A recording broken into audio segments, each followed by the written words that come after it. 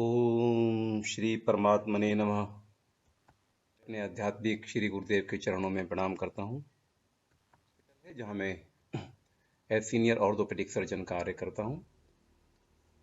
मैं doctor Sanjay Jain. Part 2 है, जैसा कि मैंने पार्ट 1 में बताया था कि कोविड-19 ने हम सभी को यह सोचने पर मजबूर कर दिया कि क्या आयुर्वेद का भी कोई स्थान है चिकित्सा में या नहीं है, जैसा कि आज भारत देश में उपेक्षा की जा रही है आयुर्वेद की। The topic was the utility of Ayurveda and allopathy in modern times. मित्रों, कोरोना ने पूरे विश्व को और पूरी आधुनिक चिकित्सा विज्ञान को घुटनों पर ला दिया है। मॉडर्न मेडिकल साइंस आज भी पूरी तरह से वायरस के ऊपर ही, कोरोना के ऊपर ही फोकस करके इसका समाधान ढूंढने की कोशिश कर रही है। पार्ट 1 में हम ये देख चुके थे कि मोनोकॉजल थ्योरी, जो जर्म थ्योरी है, वो गलत है और वास्तव में जो संक्रामक रोग हैं उनका कारण अकेला जर्म्स नहीं है, वरन जर्म्स, एनवायरनमेंट और होस्ट, इन तीनों का इंटरेक्शन है। इसमें भी होस्ट सबसे इंपॉर्टेंट है। तो प्रश्न ये है, जर्म थ्योरी गलत है और संक्रामक रोगों का कारण अकेले जर्म नहीं है, वरन होस्ट बहुत इंपॉर्टेंट है। अगर होस्ट की इम्यूनिटी अच्छी है तो कैसा भी जर्म हो उसको रोग नहीं होगा, और इम्यूनिटी डाउन है तभी जर्म कुछ कर पाएगा। तो हमारा सारा का सारा फोकस केवल जर्म्स के ऊपर क्यों है? हम एंटी वायरल या वैक्सीन खोजने में लगे हुए हैं, सारा का सारा फोकस जर्म पे करते हुए हम अपना फोकस एनवायरनमेंट और होस्ट के ऊपर क्यों नहीं ध्यान देते हैं, खास तौर से होस्ट के ऊपर। हमने देखा था कि जब एंटीबायोटिक्स का प्रयोग होता है या एंटी माइक्रोबियल का प्रयोग होता है, तो जो 3 फैक्टर हैं डिजीज कॉजेशन के अंदर, host, environment and pathogen the agent या जर्म, तो एंटी माइक्रोबियल के प्रयोग से होस्ट तो वीक हो जाता है, उसकी इम्यूनिटी कम हो जाती है, हम देख चुके हैं। एनवायरनमेंट खराब होता है और जो जर्म है वो बहुत स्ट्रांग हो जाता है।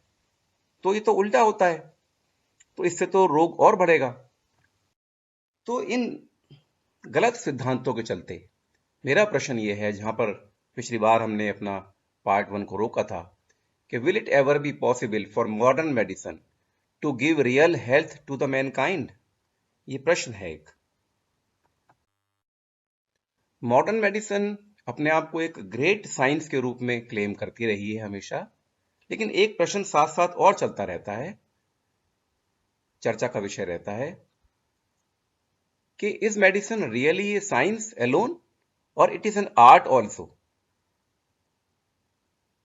इसके बारे में लोगों के अलग अलग व्यूज हैं। कोई कहता है ये साइंस है, कोई कहता है नहीं, मेडिसिन तो आर्ट है, कोई कहता है ये आर्ट है बट साइंस बेस्ड आर्ट है। फादर ऑफ मॉडर्न मेडिसिन कहे जाते हैं। उन्होंने कहा कि medicine is a science of uncertainty and an art of probability. तो अनसर्टेनिटी की साइंस तो कोई साइंस ना हुई, ये तो आर्ट ही हुई फिर।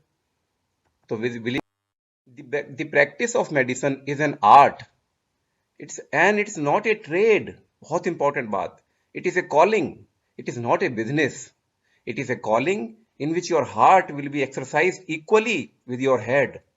अर्थात जो चिकित्सा कर रहे हैं उनका भाव क्या है, उनका उद्देश्य क्या है, किस प्रकृति के वो लोग हैं, इस बात से भी बहुत फर्क पड़ेगा चिकित्सा के परिणाम के ऊपर।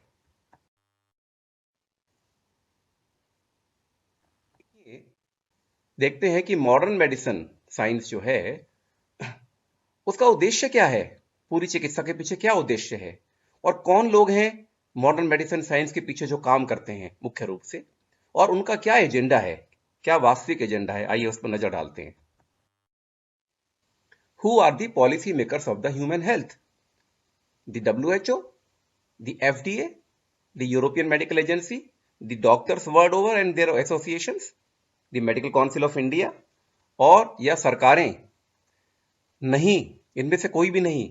आपको जानकर यह आश्चर्य होगा कि it is the multinational pharma companies and health industries जो सारे मॉडर्न मेडिकल साइंस के पीछे हैं। जो मालिक हैं इसके, एक तरीके से जो वो चाहते हैं वही होता है। बिजनेसमैन, व्यापारियों ने हेल्थ का ठेका लिया हुआ है। Multinational pharma companies, modern medicine उनके लिए एक मेगा बिजनेस वेंचर है जिसका अल्टीमेट एम है पेटेंट्स एंड प्रॉफिट्स। मानव जाति के दुख उनके लिए एक मुनाफा कमाने का अवसर है। सारे डॉक्टर्स पूरे वर्ल्ड में और जितने भी हेल्थ ऑर्गेनाइजेशंस हैं वो एक तरीके से उनके हाथ में पपेट्स बने हुए हैं, कठपुतलियां हैं केवल। एक सेवा का क्षेत्र, एक महान सेवा का क्षेत्र पूरी तरीके से एक बहुत बड़ा व्यापार बन चुका है पूरे वर्ल्ड में, सबसे ज्यादा अर्निंग करने वाला। ये मल्टीनेशनल फार्मा कंपनीज डॉक्टर्स को इन्फ्लुएंस करती हैं बाई कॉस्टली गिफ्ट्स या फॉरेन टूर्स कराती हैं। पूरे विश्व में एक भी मेडिकल कॉन्फ्रेंस इनकी स्पॉन्सरशिप के बिना नहीं हो सकती। Arnold Seymour Relman, Harvard professor of medicine and former editor in chief of the New England medical journal, इनका कहना है कि मेडिकल प्रोफेशन फार्मा कंपनीज के द्वारा खरीदा जा चुका है, ना केवल चिकित्सा के क्षेत्र में वरन टीचिंग और रिसर्च के क्षेत्र तक में ऐसा हो चुका है। आपको जानकर आश्चर्य होगा कि ये हैरिसन है जो बाइबिल कही जाती है मॉडर्न मेडिसिन की। इसके ऑथर्स को, ये 2018 की बात है, $11 मिलियन का पेमेंट हुआ है फार्मा इंडस्ट्री की तरफ से।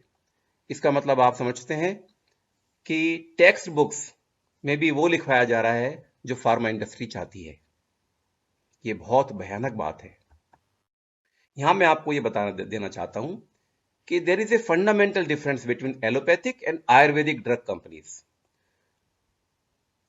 मॉडर्न मेडिसिन के अंदर चिकित्सा की जो सबसे खास बात है वो दवा है, और उस दवा की, नई दवा की खोज के लिए, उसकी रिसर्च के लिए, क्लिनिकल ट्रायल्स के लिए, और फिर उस दवा की मैन्युफैक्चरिंग के लिए, और फिर उस दवा की मार्केटिंग और अवेलेबिलिटी कराने के लिए पूरी तरीके से पूरा मेडिकल वर्ल्ड फार्मा कंपनीज पर डिपेंडेंट है पूरे तरीके से।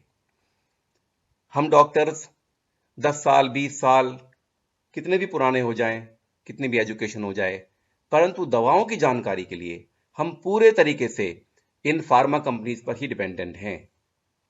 हमारे पास कोई और साधन नहीं है, जो वो बताएं वो हमें ठीक मानना ही पड़ता है। और यही कारण है कि एलोपैथिक फार्मा कंपनीज जो हैं उन्होंने पूरे चिकित्सा के क्षेत्र को अपनी उंगलियों पर नचाया है और नचा रहे हैं। परंतु मित्रों, आयुर्वेदिक फार्मा कंपनीज में ऐसा संभव नहीं है। उसका कारण यह है कि आयुर्वेदिक फिजिशियंस के पास, आयुर्वेदाचार्यों के पास दवाओं के बारे में सारी नॉलेज पहले से उपलब्ध है। सब कुछ पहले से शास्त्रों में, संहिता में लिखा हुआ है। आयुर्वेदिक फार्मा कंपनीज दवाओं की उपलब्धता तो करा सकती हैं, लेकिन वो एक वैद्य को एक्सप्लॉइट नहीं कर सकती, वो अपने इशारों पर नचा नहीं सकती, वो कोई नई दवा खोज के नहीं ला सकती। वो सारा ज्ञान वैद्य के पास पहले से ही है। और अगर आज भी कोई वैद्य चाहे तो वो सारी दवा खुद अपने घर में भी बना सकता है, इसलिए डिपेंडेंसी नहीं है।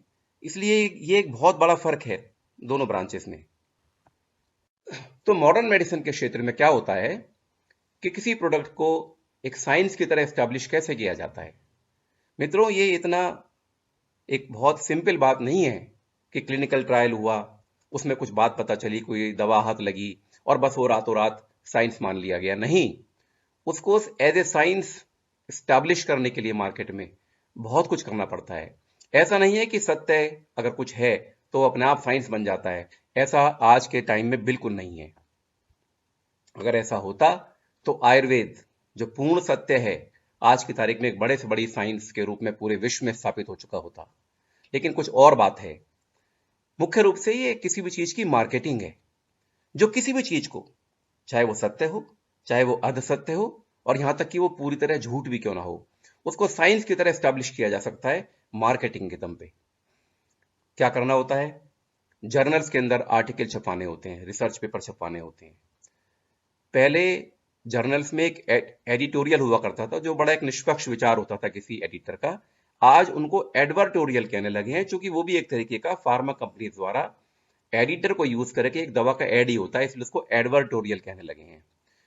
दुनिया भर में कॉन्फ्रेंसेस कराई जाती हैं किसी दवा के ऊपर जो नई दवा है, गिफ्ट दिए जाते हैं डॉक्टर्स को, फ्री फॉरेन ट्रेवल कराए जाते हैं डॉक्टर्स को, या और बहुत सारी एक्टिविटीज कराई जाती हैं उस दवा को मार्केट में एस्टैब्लिश करने के लिए। वो दवा फिर साइंस बन जाती है और वो एक बेस्ट सेलिंग प्रोडक्ट मार्केट के अंदर बन जाता है। बिना मार्केटिंग के कुछ नहीं हो सकता।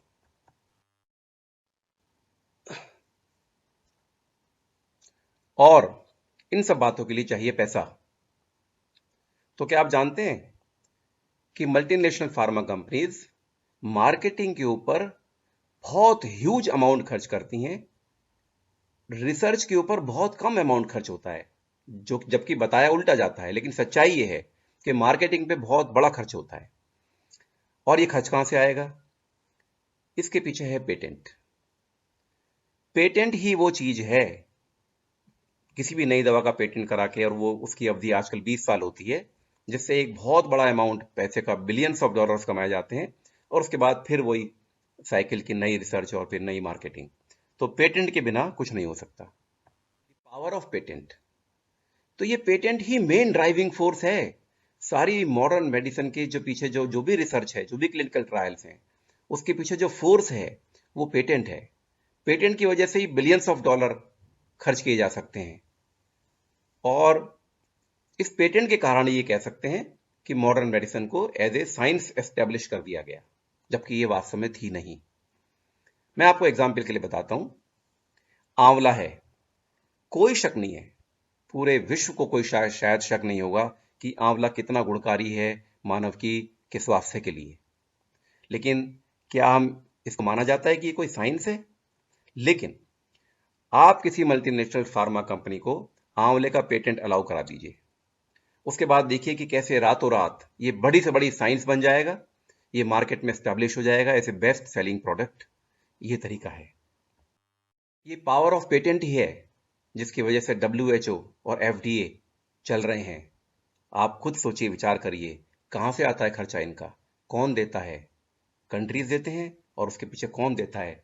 पेटेंट नहीं होगा, billions of trillions of dollar की इनकम नहीं होगी, तो ये खर्चा कहां से आएगा? मित्रों, ये कारण है कि आयुर्वेदा अभी तक साइंस नहीं बन पाया है, और ना ही आगे बनने की उम्मीद है, क्योंकि जो आजकल प्रैक्टिस है, पेटेंट के दम पे सब कुछ होता है। और आयुर्वेद में उस रूप में पेटेंट होना संभव नहीं है, क्योंकि या तो सारे प्रोडक्ट नेचुरल हर्ब्स हैं, या क्लासिकल फॉर्मुलेशन हैं जिनका पहले से ही डिस्क्रिप्शन स्क्रिप्चर्स में हुआ है, उनका पेटेंट करना अलाउ नहीं है। तो अगर पेटेंट नहीं हो सकता तो कौन कंपनी उसमें हाथ डालेगी? तो एक तरह से अगर पेटेंट नहीं है तो रिसर्च नहीं हो सकती, क्लिनिकल ट्रायल नहीं हो सकते, और फिर वो बात साइंस नहीं बन सकती, चाहे वो कितना बड़ा भी सत्य हो। तो आयुर्वेद को साइंस एस्टैब्लिश करने के लिए पेटेंट चाहिए, कुछ बेचने के लिए चाहिए, और वो संभव नहीं है। आप जानते हैं कि सारी रिसर्च, सारे क्लिनिकल ट्रायल मॉडर्न मेडिसिन में जो भी होते हैं, वो पूरे के पूरे फार्मा कंपनीज के हाथ में है, और उनका उद्देश्य पेटेंट और प्रॉफिट है। और जब मनी उद्देश्य होता है तो करप्शन आना तो बिल्कुल स्वाभाविक है। ये NEJM, new England journal of medicine की एडिटर हैं मार्सिया एंजिल। लगभग 20 वर्षों के अनुभव के बाद इनको बड़े दुख के साथ ये कहने के लिए मजबूर होना पड़ा कि it is no longer possible to believe much of clinical research published. ये एक चौंकाने वाली बात है। Editor in chief of world's best known medical journal the Lancet, mister Richard कहते हैं, half of all the literature is false. वो कहते हैं कि science has taken a turn towards darkness, very unfortunate. तो मित्रों, एक तरफ साइंस के नाम पे ये सब हो रहा है, तो मानव जाति का क्या होगा? मानव जाति तो बहुत बड़ी समस्या में है। एक तरफ कुआं, दूसरी तरफ खाई। एक तरफ तो ऐसा नजर आता है कि मॉडर्न मेडिसिन इंडिस्पेंसेबल है, आज इसके मॉडर्न मेडिसिन के बिना तो शायद हम जिंदा ही नहीं रह सकते। और दूसरी तरफ मॉडर्न मेडिसिन के चलते चलते डिजास्टर्स और disease burden of the country वो बढ़ता चला जा रहा है। करें तो क्या करें? सुनने वाला WHO, FDA, EMA, doctors, governments? No, कोई नहीं है। The human cry is falling on deaf ears. Disaster होते चले जा रहे हैं और ऐसा लगता है कि सारे जो भी चिकित्सा से संबंधित लोग हैं वो सब इन डिजास्टर्स को मैनेज करने में बहुत खुश हैं। और उद्देश्य भी शायद यही है कि रोग भी रहे, रोगी भी और दवा भी। आज मुफ्त में शायद सीजरियन के बिना बच्चा पैदा होना मना है, मुफ्त में बिना दवा के जीना मना है, स्वस्थ रहना मना है, मुफ्त में बिना आईसीयू और वेंटिलेटर के मरना मना है। 40 की उम्र के बाद गर्भाशय निकालना आवश्यक है। जितनी अधिक से अधिक हार्ट स्टेंटिंग हो जाए, बाईपास सर्जरी हो जाए, जितने अधिक से अधिक जोड़ बदले जाएं, उतना ही अच्छा है। उतना ही महान चिकित्सा विज्ञान है और उतनी ही उन्नत स्वास्थ्य सेवाएं मानी जाती हैं। एलोपैथी के अंदर, मॉडर्न मेडिसिन के अंदर दवाओं और वैक्सीन के बिना स्वास्थ्य की परिकल्पना ही नहीं है। बिना दवा के स्वास्थ्य में एलोपैथी की कोई रुचि नहीं है। इसलिए उचित जीवन शैली के बारे में कोई अध्ययन नहीं है, कोई रिसर्च नहीं है और कोई शिक्षा भी नहीं दी जाती है। एलोपैथी के खुद के छात्र का जीवन सबसे बड़ा उदाहरण है खराब जीवन शैली का। ना उनको आहार का पता, ना निद्रा का पता, ना ब्रह्मचर्य का पता। सारी रिसर्च का एकमात्र उद्देश्य पेटेंट और प्रॉफिट है और उचित जीवन शैली का कोई पेटेंट कराना संभव नहीं है, इसलिए उसके बारे में बात करने से कोई फायदा नहीं है। जिस बात में भी कमाई होने की संभावना ना हो उसके बारे में कोई रिसर्च कराना फार्मा कंपनीज का उद्देश्य नहीं है। उनका उद्देश्य मात्र व्यापार है, मानव जाति का स्वास्थ्य नहीं है। और महान अफसोस और चिंता का विषय यही है कि ऐसे व्यापारी मानव जाति के स्वास्थ्य के ठेकेदार बन के बैठे हुए हैं पूरे विश्व में। क्या मानव के पास, मानव जाति के पास कोई रास्ता नहीं है और जिंदा रहने के लिए या स्वस्थ रहने के लिए पूरे जीवन खतरनाक केमिकल से युक्त दवाइयों का सेवन किया जाए पूरे जीवन के लिए, एनुअल और कॉस्टली डायग्नोस्टिक चेकअप्स कराते रहें, हाईटेक ट्रीटमेंट मिलते रहें, हाईटेक सर्जरीज मिलते रहें, अंग बदले जाते रहें और आर्थिक रूप से बर्बादी होती रहे? इसके अलावा कोई रास्ता नहीं है जिंदा रहने के लिए? क्या हम स्वाभाविक रूप से बीमार पैदा हुए हैं, दवा खाने के लिए पैदा हुए हैं? स्वाभाविक है। आखिर हमारी स्वाभाविक स्थिति क्या है, स्वास्थ्य या रोग? निश्चित रूप से स्वास्थ्य ही हमारी स्वास्थ्य स्वाभाविक स्थिति है, क्योंकि स्वास्थ्य ही हरदम रहता है और रोग तो कभी कभी आता है। हालांकि दुर्भाग्य यह है कि आज की तारीख में बिल्कुल उल्टा हो रहा है, हर वक्त रोग रहने लगे हैं। तो अगर हर वक्त स्वास्थ्य रहता है और हमारी स्वाभाविक स्थिति स्वास्थ्य है, तो किसी भी चिकित्सा विज्ञान का प्रथम उद्देश्य यह होना चाहिए कि स्वस्थ के स्वास्थ्य की रक्षा कैसे की जाए। जब तक हम ये नहीं करेंगे तब तक डिजास्टर्स और डिजीज लोड कम नहीं होंगे। चिकित्सा विज्ञान ऐसा है जिसने ये घोषणा की हो कि उसका प्राइमरी उद्देश्य जो है, जो प्रमुख उद्देश्य है, वो स्वस्थ के स्वास्थ्य की रक्षा है? क्या कोई ऐसा चिकित्सा विज्ञान है जो मानवों को उचित जीवन शैली सिखाता हो जिससे कि वो बीमार पड़े ही ना? क्या कोई चिकित्सा विज्ञान है जिसको रोगों का मूल कारण पता हो? क्या कोई चिकित्सा विज्ञान है जो केवल सिम्टम्स ठीक ना करता हो, वो रोग को जड़ से भी उखाड़ता हो, क्योर करता हो? क्या कोई चिकित्सा विज्ञान है जिसकी दवाओं के अंदर हार्मफुल साइड इफेक्ट्स होते ही ना हो? और क्या कोई चिकित्सा विज्ञान है जिसका उद्देश्य व्यापार नहीं है, प्रॉफिट नहीं है, जिसका उद्देश्य मानव जाति का वास्तविक कल्याण हो? देखिए, आयुर्वेद ने क्या घोषणा की है, स्वस्थस्य स्वास्थ्य रक्षणम आतुरस्य विकार प्रशमनम च। आयुर्वेद कहता है the primary aim of Ayurveda is to protect the health of the healthy and individual and to cure the disease of the diseased. क्या कहता है?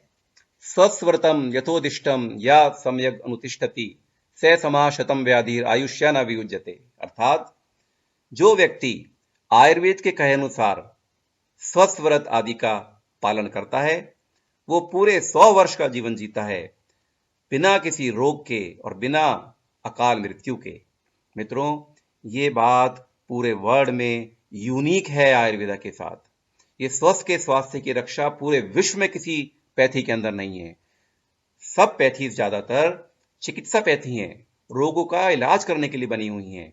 स्वस्थ के स्वास्थ्य की रक्षा की बात पूरे विश्व में कहीं नहीं है भी तो बहुत सुपरफिशियल रूप में। आयुर्वेद कहता है कि रोगों का जो मूल कारण है वो प्रज्ञा अपराध है, हमारे अपने कर्म हैं, चाहे वो इस जन्म के हों और यहां तक कि पिछले जन्मों के कर्म भी, ये आयुर्वेद कहता है। आपको बताना चाहूंगा दोनों में क्या फर्क है, आयुर्वेद और एलोपैथी में। आयुर्वेद ने काल, बुद्धि और इंद्रियार्थ को मुख्य रूप से तीन कारण बताए रोगों के, उसमें भी मुख्य रूप से प्रज्ञा अपराधम तम विद्यात सर्वदोष प्रकोपणम, प्रज्ञा अपराध को मुश्किल से, यानी कि हमारे अपने एक्शंस, ये आयुर्वेद ने कहा। एलोपैथी में शुरू में तो कुछ नहीं पता था, सुपर नेचुरल कारण मानते थे। फिर हिपोक्रेट्स के टाइम पे फोर ह्यूमर थ्योरी आई, वो चली गई। फिर 18वीं शताब्दी में मियाज्मा थ्योरी आई। फिर 19वीं शताब्दी में जर्म थ्योरी आई, जिसको बहुत बड़ी बात माना गया। फिर वो गलत सिद्ध हो गई और फिर माना गया कि interaction between germs, environment and host, ये रोग का कारण है, संक्रामक रोग का। मित्रों, ये तो आयुर्वेद की बात है। एक कारण एलोपैथी में चलता है इडियोपैथिक। आपको जानकर आश्चर्य होगा, इडियोपैथिक का मतलब है कि हमें कारण नहीं पता, तो उसको इडियोपैथिक नाम दे दिया, जैसे ये भी कोई कारण हो। बहुत सारे रोगों का कारण इडियोपैथिक है एलोपैथी में। फिर एक आयट्रोजेनिक, यानी कि चिकित्सा के द्वारा, चिकित्सा करने की वजह से ही जो रोग पैदा होते हैं, ये एक बहुत भयंकर कारण है, जो मैंने बताया था कि बड़े से बड़ा कारण बन चुका है आज ये रोगों का और मृत्यु का। फिर जेनेटिक कारण बताया गया। इस तरह से बहुत सारे कारण बताए गए और आयुर्वेद ने फिर, एलोपैथी ने फिर ये भी मान लिया कि गलत प्रकार की जीवन शैली, तो ये तो आयुर्वेद की बात है। और अब आगे चल के अभी लेटेस्ट एलोपैथी ने भाग्य को भी मान लिया, यानी कि पिछले जन्मों के कर्मों को भी स्वीकार कर लिया कि ये भी एक रोग का कारण है और ये भी आयुर्वेद की ही बात है। इंटरनेशनल जर्नल ऑफ एपिडेमियोलॉजी में, उसमें उन्होंने बताया कि the majority of cancer cases are down to sheer bad luck, यानी कि कैंसर के पीछे जो मुख्य कारण है वो भाग्य है। कहता है त्रिदोष इम्बैलेंस, ये मूल रोग है जहां से रोग की शुरुआत होती है। और त्रिदोष इक्विलिब्रियम, त्रिदोष साथ में, वो स्वास्थ्य है। और आयुर्वेद के हिसाब से जो चिकित्सा का उद्देश्य है वो इस त्रिदोष बैलेंस को रीस्टैब्लिश करना है, त्रिदोष साथ में या धातु साथ में को स्थापित करना, जिससे फिर रोग एक तरह से क्योर हो जाता है। बहुत मजे की बात है, आयुर्वेद किसी भी उस चीज को दवा ही नहीं मानता जो एक रोग को ठीक करे और दूसरा रोग पैदा करे। अर्थात अगर किसी दवा के हार्मफुल साइड इफेक्ट हैं तो आयुर्वेद उसको दवा मानता ही नहीं है। जबकि मॉडर्न मेडिसिन में एक भी दवा नहीं है जिसका कि साइड इफेक्ट या एडवर्स इफेक्ट ना हो। आयुर्वेद तो मैंने आपको बता दिया, लेकिन एलोपैथी में सब दवाओं के चूंकि साइड इफेक्ट होते हैं, तो एलोपैथी वालों ने यह कहना शुरू किया कि आयुर्वेद की दवाओं के भी साइड इफेक्ट होते हैं। और आयुर्वेद वालों ने भी बड़े सरल हृदय से इस बात को स्वीकार कर लिया कि हाँ, चूंकि उसके कारण यह है कि आयुर्वेद में दवाएं ठीक से नहीं बनती हैं या कुछ और कई कारण होते हैं, गलत इलाज हो जाते हैं, तो इस तरह के से जो हार्म होता है उसको भी हमने मान लिया कि ये दवाओं के साइड इफेक्ट है। तो ऐसा नहीं है।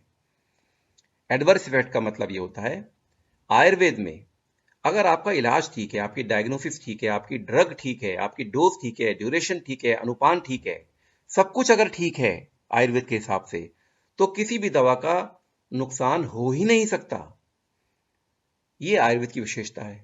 लेकिन एलोपैथी की विशेषता यह है कि ये सब बातें ठीक हैं, डायग्नोसिस ठीक है, ड्रग ठीक है, डोज ठीक है, ड्यूरेशन ठीक है, फिर भी एक भी दवा ऐसी नहीं है जिसका कि कोई हार्मफुल साइड इफेक्ट ना हो, एडवर्स इफेक्ट ना हो। इसको कहते हैं एडवर्स इफेक्ट।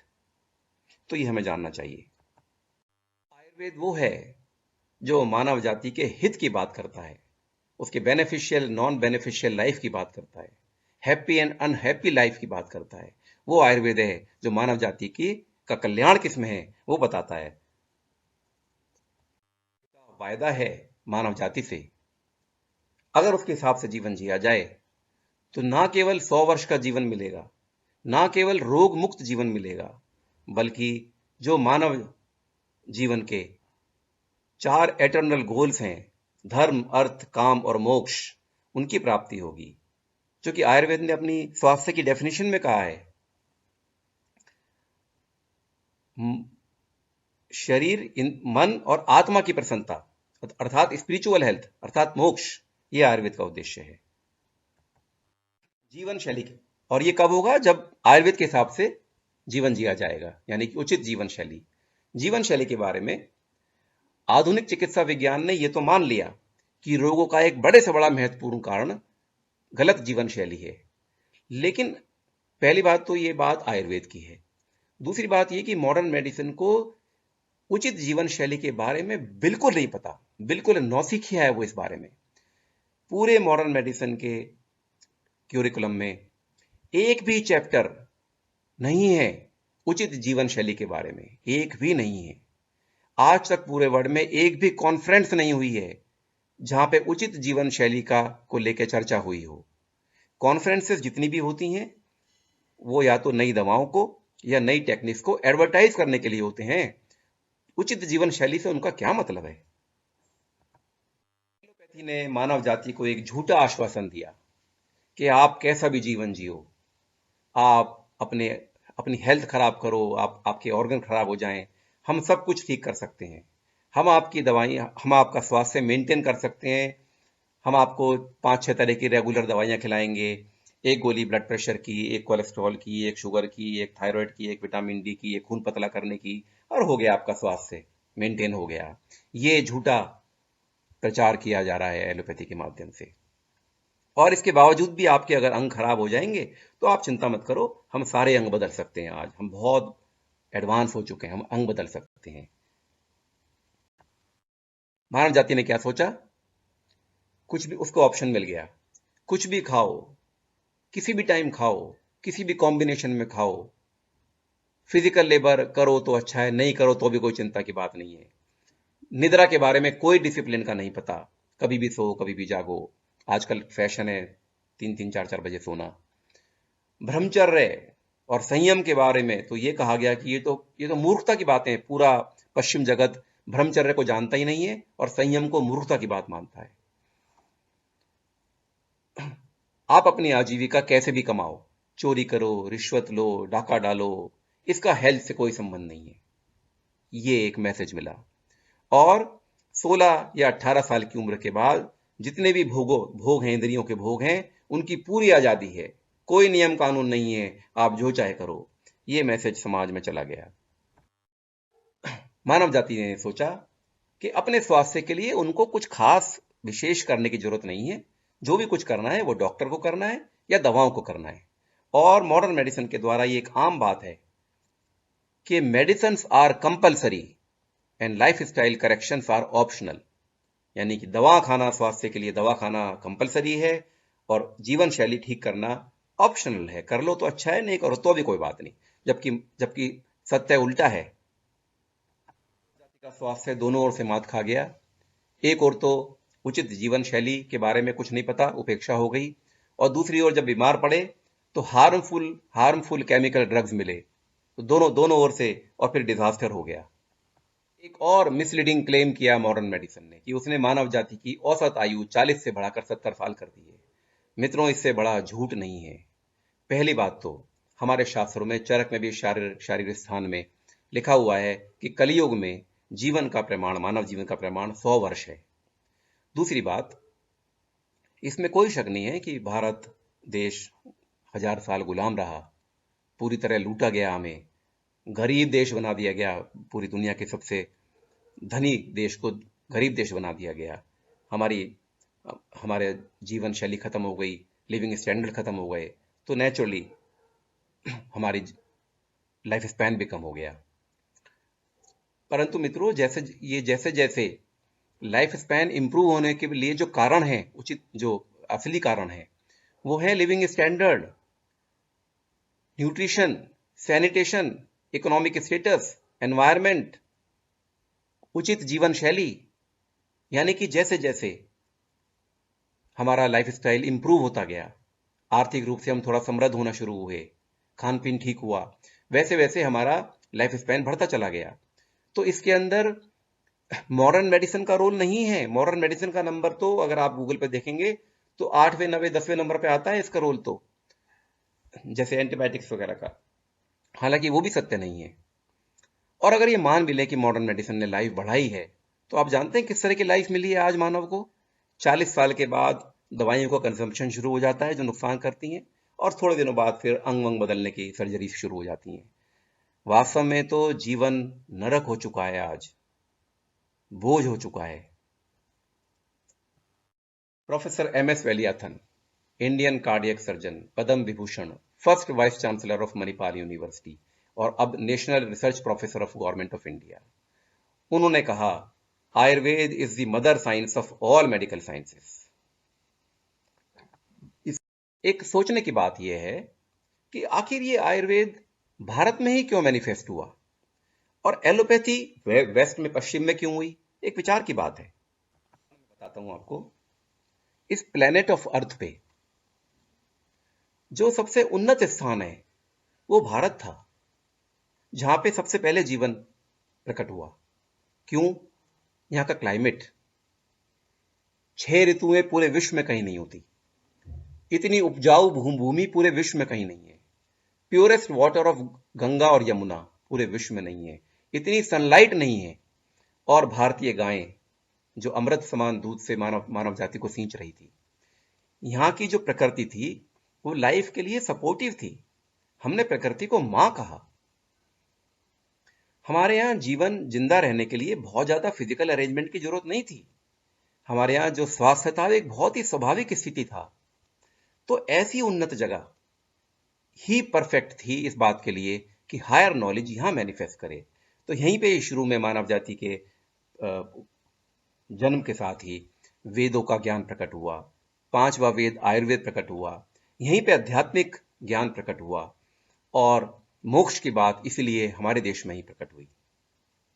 आयुर्वेद प्रकृति की गोद में पैदा हुआ, प्रकृति के साथ जीवन जीने का विज्ञान पैदा हुआ। प्रकृति जीवन के विरुद्ध थी। जिंदा रहने के लिए वहां प्रकृति से, क्लाइमेट से एक लगातार युद्ध था।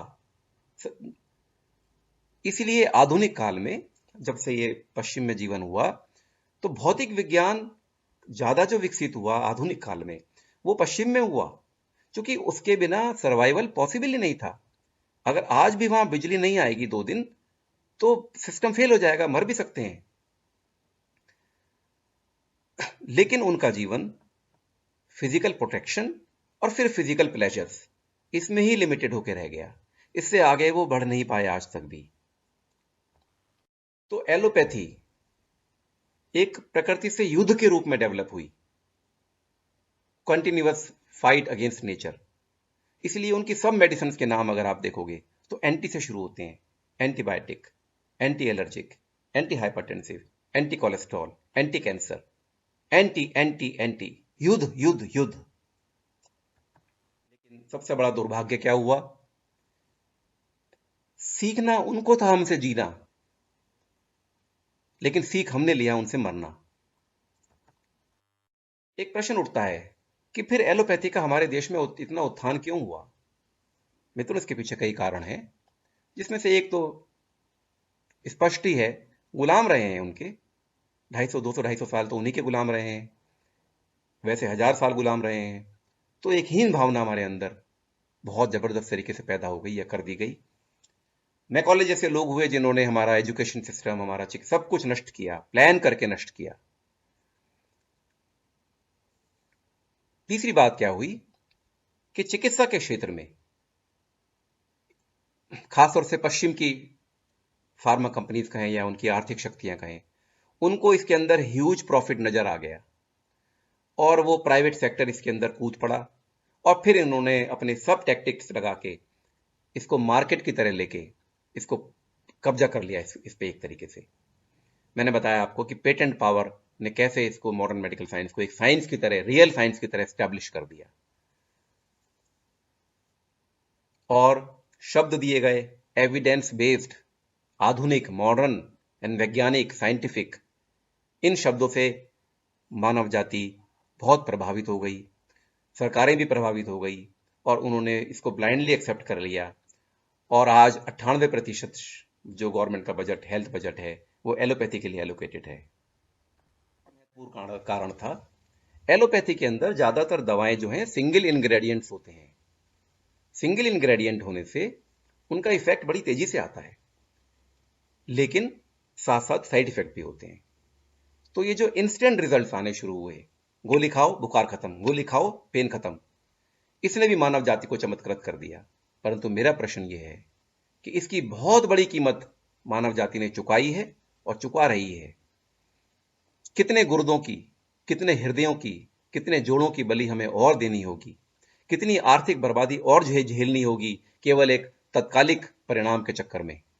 हम कब तक मूर्खों की तरह जीवन जीते रहेंगे और इग्नोर करते रहेंगे इन दवाओं के जो दूरगामी परिणाम हैं? कब तक उनको हम इग्नोर करते रहेंगे?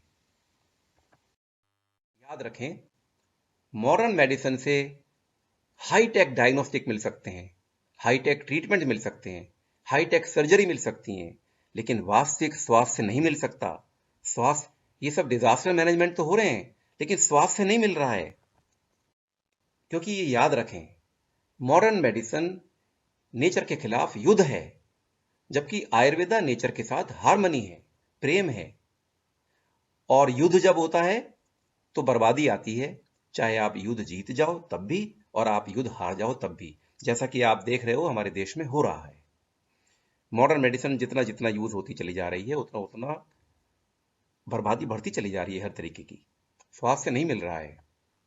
Modern medicine is undoubtedly very good in management of emergencies, लेकिन हुआ क्या है कि जो चिकित्सा विज्ञान आपातकाल में इस्तेमाल करने के लिए उचित था, उसको मानवों की के दैनिक जीवन में उसके ऊपर थोप दिया गया। और कारण क्या था? प्रॉफिट कमाने के लिए। और इसकी वजह से डिजास्टर हो गया, यानी कि इमरजेंसी मेडिसिन रूटीन मेडिसिन बना दी गई। मित्रों, modern medicine is very good in managing disasters, but it is excellent in producing them. आप खुद सोचिए, अंधाधुंध प्रयोग हो रहा है एंटीबायोटिक्स का, पेन किलर्स का, एंटासिड्स का, और जितनी भी क्रॉनिक डिजीज के लिए बीमारियां हैं उनके सबके साइड इफेक्ट, और बर्बादी बढ़ती चली जा रही है। ये बिल्कुल ऐसा ही है जैसे किसी समुद्री तट पर जो विजिटर्स घूमने आते हैं, समुद्र में जाते हैं वो, तो एक डेंजर लाइन होती है कि उससे आगे उनको नहीं जाना चाहिए।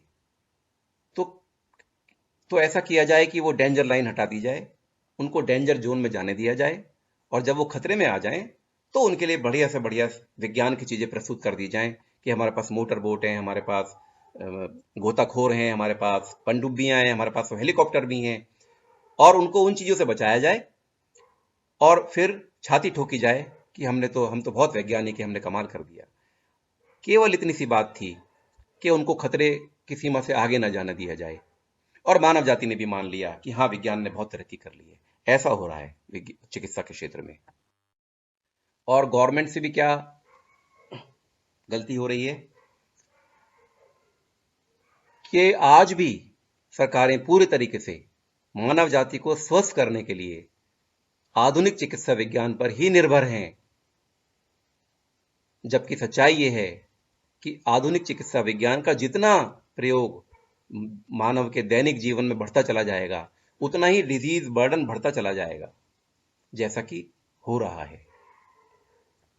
आप खुद सोचिए, कोई भी चिकित्सा विज्ञान जब तक कुछ बातों को नहीं जानेगा तब तक वो कैसे चिकित्सा करेगा? जैसे जिसकी चिकित्सा की जा रही है, मानव शरीर, वो क्या है?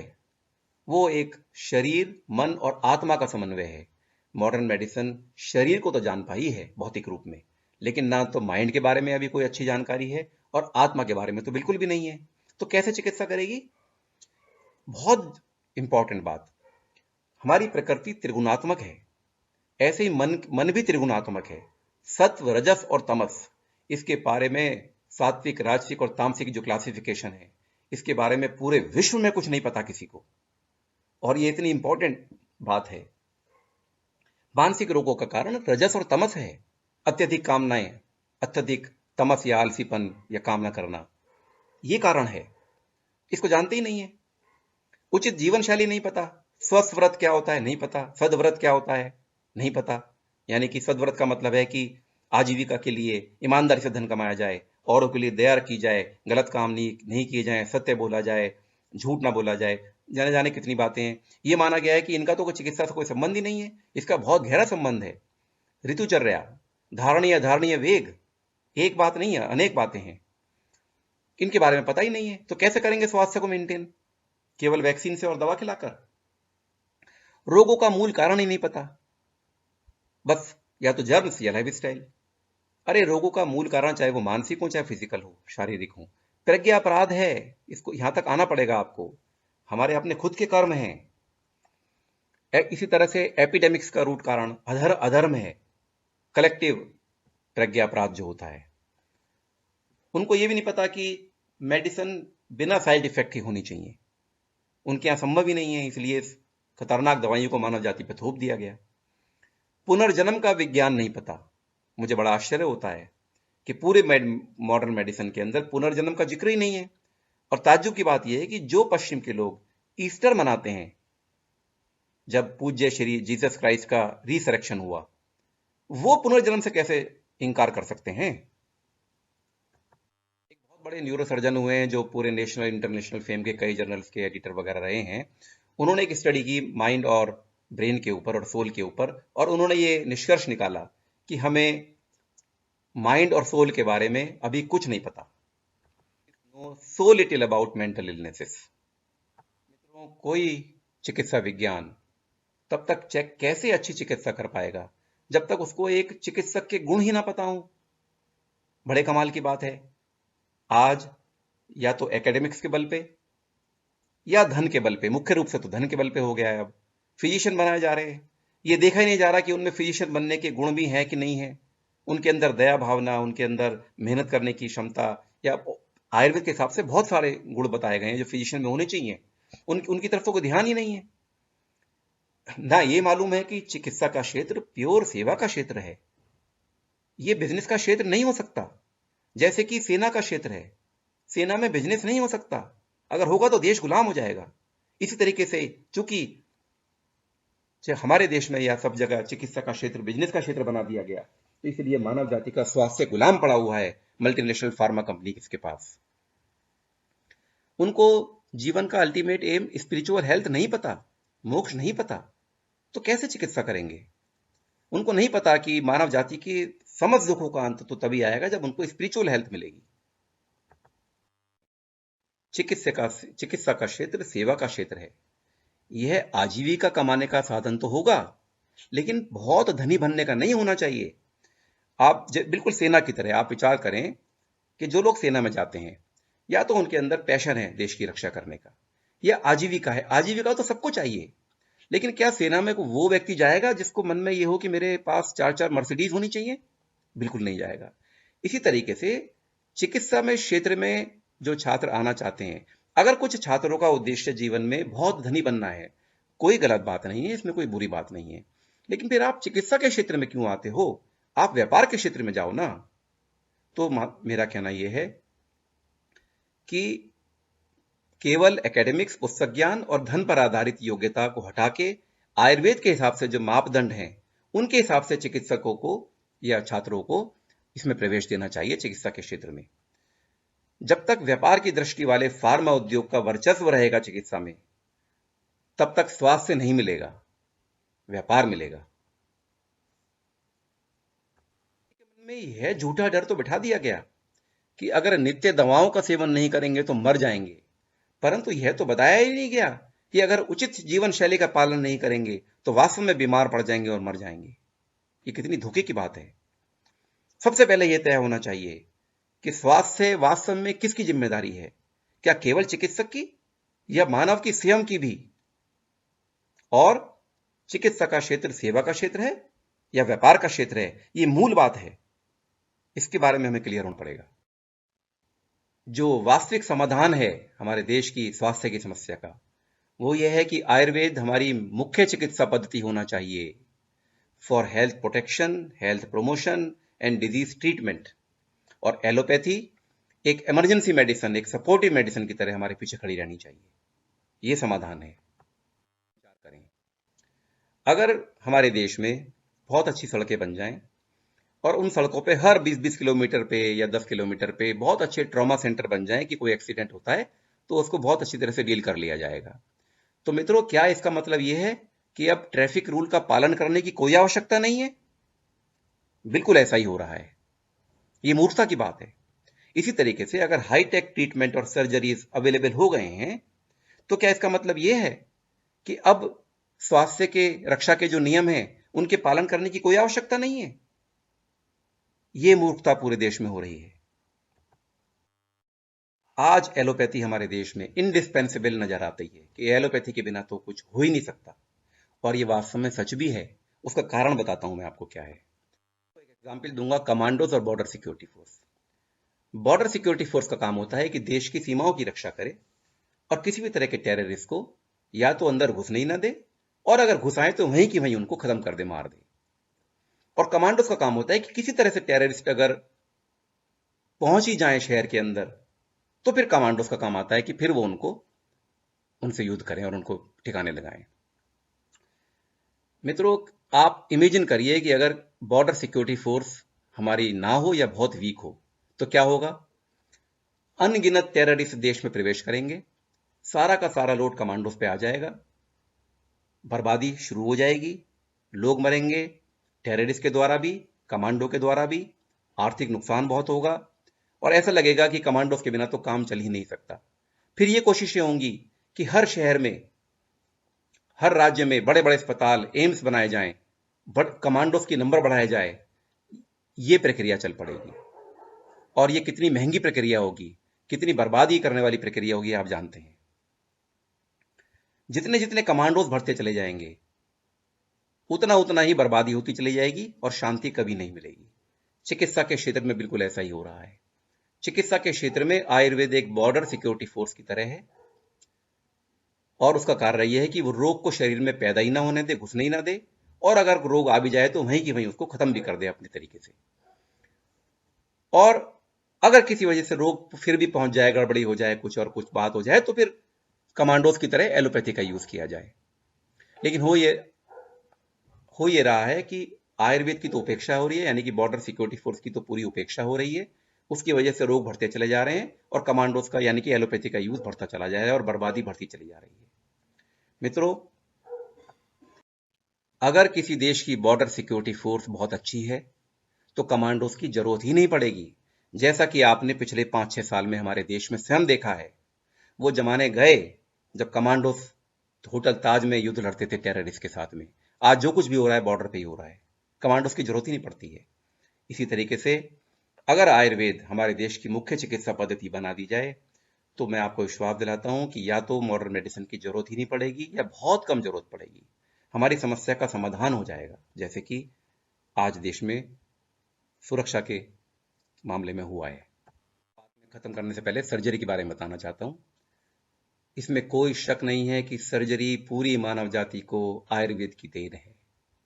3000 साल पहले सुश्रुत संहिता लिखी जा चुकी थी। ये अकाट्य प्रमाण है। तब तक तो पश्चिम में जीवन भी शुरू नहीं हुआ था। तब तक तो उनको कपड़े पहनने की, खाने पीने ओढ़ने की कुछ भी अकल भी नहीं थी। वैसे तो आज भी नहीं है।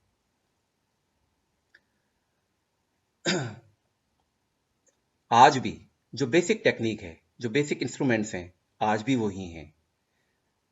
सुश्रुत संहिता में pre operative, operative and post operative protocols पूरे डिटेल में डिस्क्राइब किए गए हैं। संहिता एक कंप्लीट साइंस ऑफ सर्जरी, जिसमें 120 chapters, 1120 conditions, 120 surgical instruments, 300 surgical procedures और सारी लिस्ट है। सारे प्रोसीजर होते थे तब भी।